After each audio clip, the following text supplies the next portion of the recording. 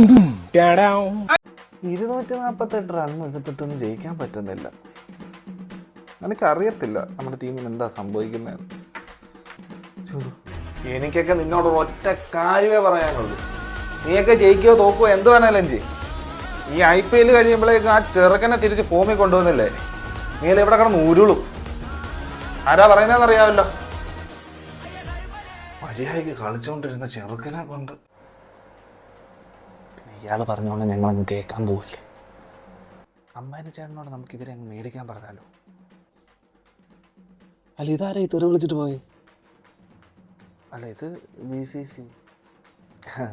അത് നമ്മുടെ world cup ഫൈനലിൽ മാൻ ഓഫ് ദി മാച്ച് ഒരു പുള്ളിയില്ലേ, പുള്ളിക്ക് അടി കിട്ടുന്നതിൻ്റെ ഫ്രസ്ട്രേഷൻ. നല്ലവരും കളിച്ചുകൊണ്ടിരുന്ന ചെറുക്കനാണ്. ഞങ്ങളുടെ ടീം വന്നപ്പോഴേക്കും ചെണ്ട തിരിച്ചു കൊടുത്തില്ലെങ്കിൽ പണിയാണ്.